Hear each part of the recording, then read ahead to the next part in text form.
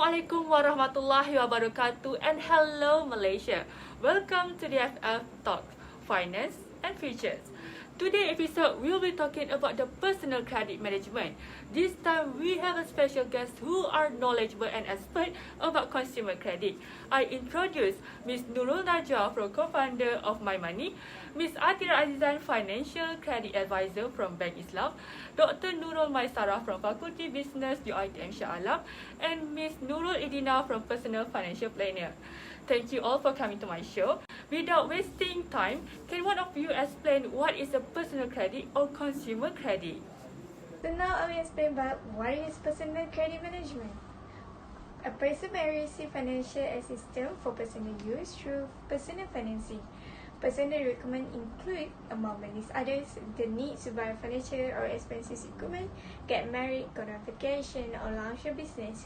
Wherever the justification for personal finance, maintaining sound credit management practices requirements discipline to ensure that you only buy necessary products or plan repayment, which entail paying back the loan in full or in advance.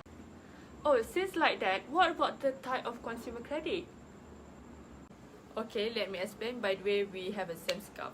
Okay, actually there are two types of consumer credit, which is open account credit and loan. The open account credit are classified into four, which are credit card, charge card, return charge card, and revolving credit lines overdraft.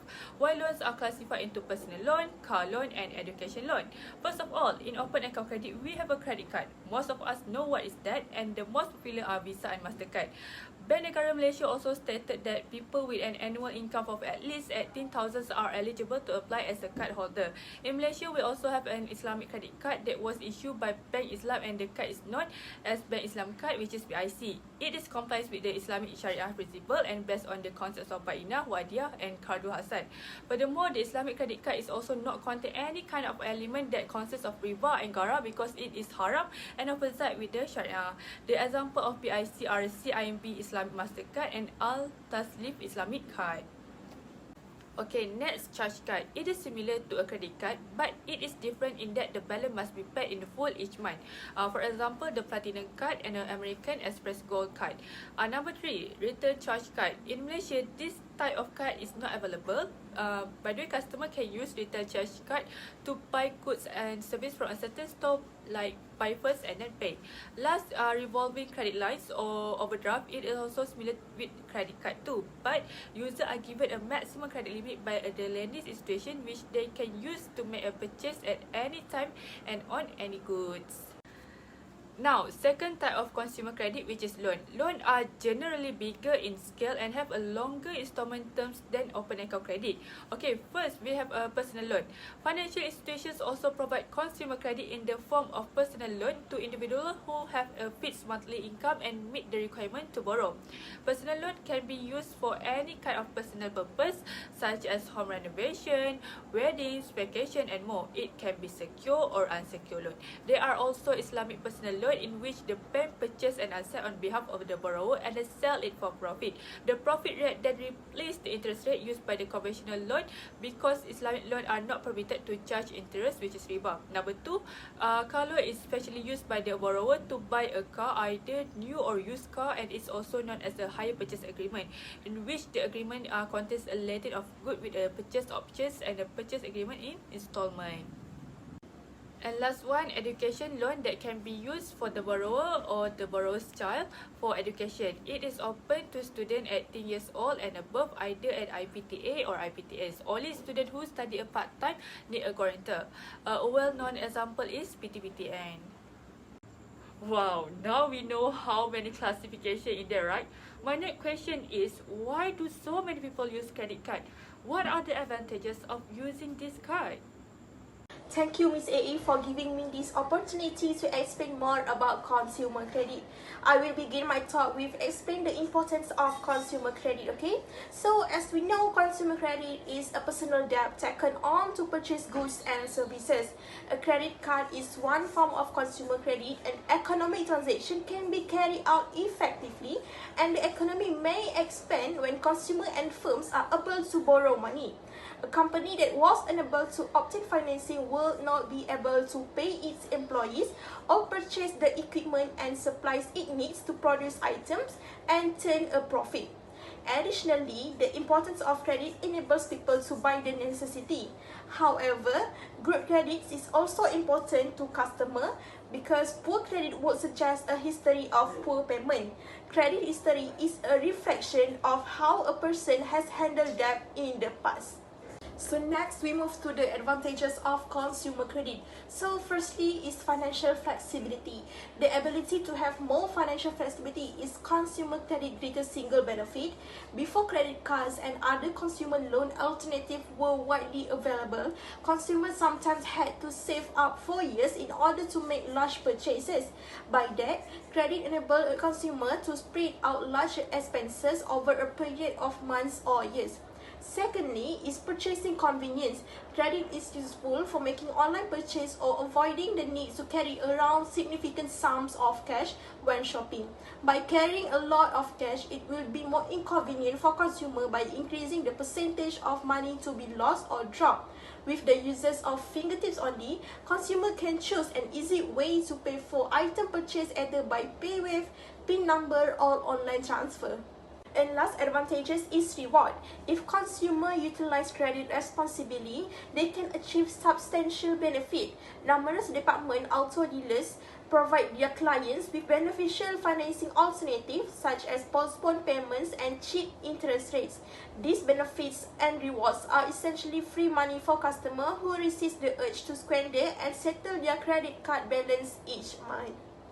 However, we should know that consumer credit also have a disadvantages of it, and firstly is overspend. Access to credit makes it simple to pay for necessity and handle unexpected costs, but it also makes it easier to purchase expensive items that consumer might want but they don't need of it. And according to the study, people who have large credit limits frequently believe that their lifestyle risks will be quite high, which leads them spend more recklessly. And secondly is unmanageable debt. Consumer debt may become overwhelming due to the volume of the items made as well as the monthly interest payment. Interest may be decreased by using debt transfer, paying more than the minimum amount due each month, and looking for low interest, no fee credit cards. Okay, I see that, but we know everyone can be in debt, but not everyone are managed to pay the debt well. To better understand, Ms. Najwa, can you explain further about these things? Now, here are some tips for you on how to manage credit or personal loans. Number 1, use credit responsibly. If you are considering charging something to your card but know you want to be able to pay it off in 3 months, reconsider. Number 2, create a reasonable budget and adhere to it. Failing to establish a monthly budget is a surefire way to become insurmountably indebted. The act of checking your purchases might surprise you. Number 3, avoid making impulsive purchases. A few impulsive purchases each month can easily run a budget. Need some assistance for window shopping links? Leave your credit card at home and only bring enough cash to cover your expenses. Number 4, cut back on your extravagances. Carry a mug from your home instead of going to coffee shop. Avoid letting store window pop-up ads or magazine cover inspire your style.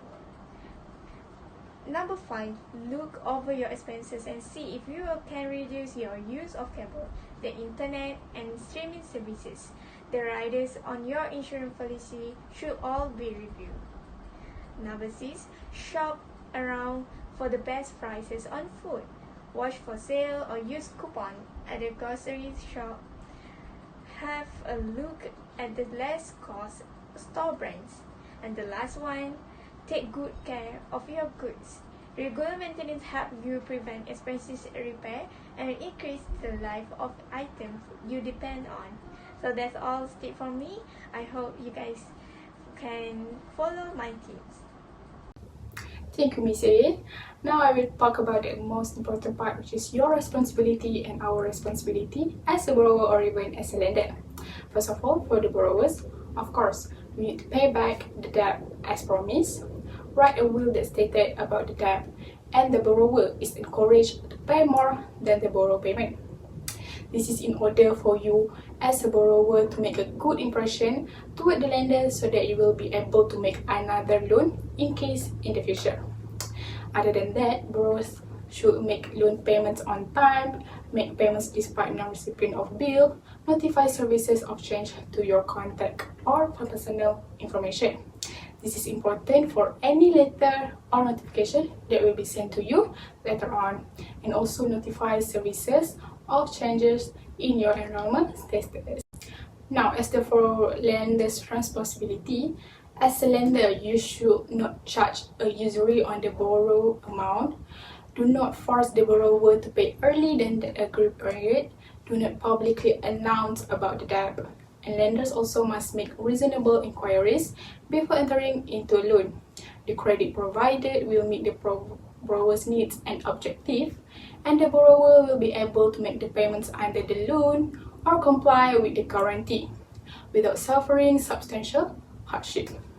Lenders also must help borrowers make informed decisions about whether to enter into the loan or not. Lender must help borrowers to make informed decisions in all subsequent dealings about this loan. This includes lenders ensuring that advertising and information provided to the borrower or guarantor is not likely to be misleading, deceptive, or confusing.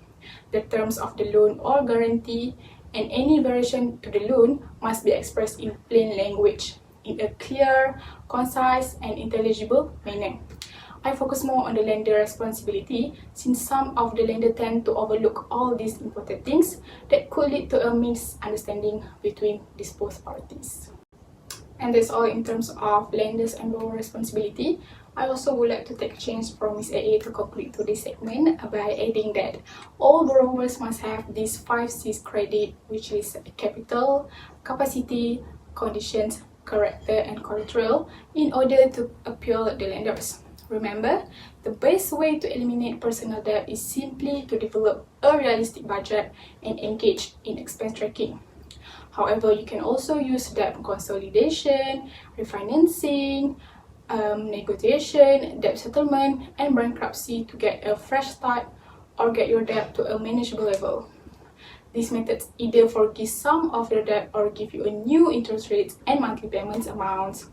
In conclusion, I and the other 3 panels would like to highlight and stating that it's very important for each one of us to take notes regarding this personal credit management method, be it from the advantages, the types that are being explained by the other panels, to avoid any circumstance that happen later on. Wow, such a very solid explanation. With the last word from Miss Edina, this talk show has come to an end. I hope everyone will get an idea about personal consumer credit after all the explanation by our guests today. Remember to stand by reality, reduce controversy, and manage your final wealth. Thanks for watching the FF Talk and have a great day, everyone. Goodbye.